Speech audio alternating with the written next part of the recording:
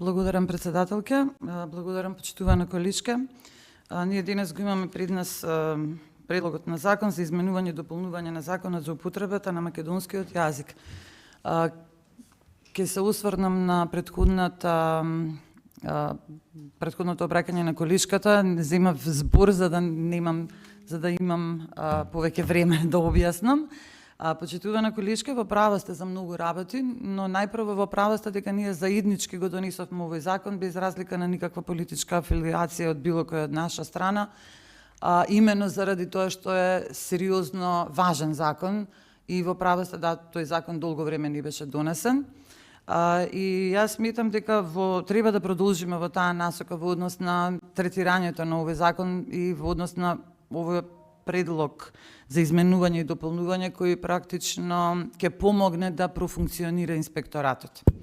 Во однос на вие влеговте во детална расправа во членовите, не би сакала да uzemam време за секој член посебно да објаснувам што е и зошто во некои ваши констатации не сте во право.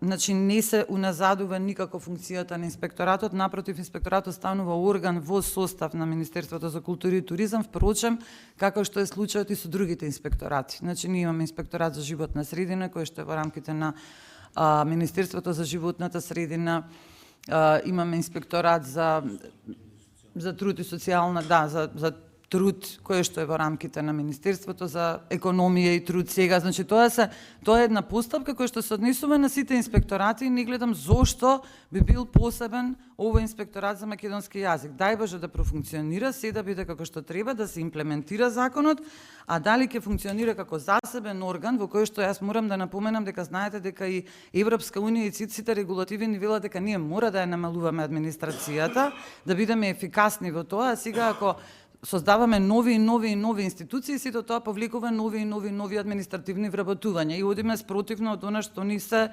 препорачува да го правиме.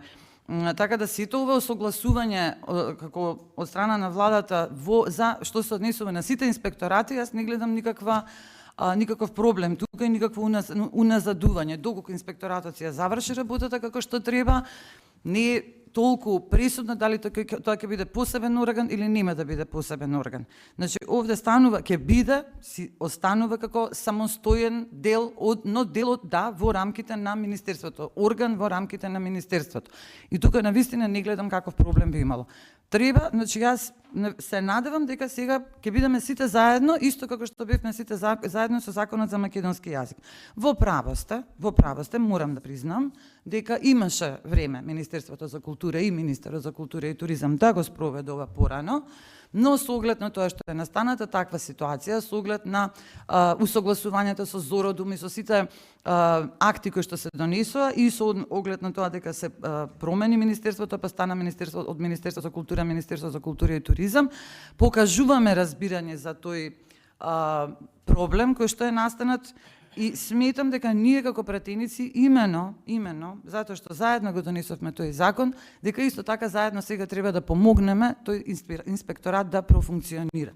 Во однос на тоа дека за директорот, значи и за членот кој што се додава во однос на странските јазици, и ова исто така согласување со одлука на влада, како што знаете се донесе во сите други закони, ние се одлучивме на промена и на овој член за да нема понатаму повторно измени.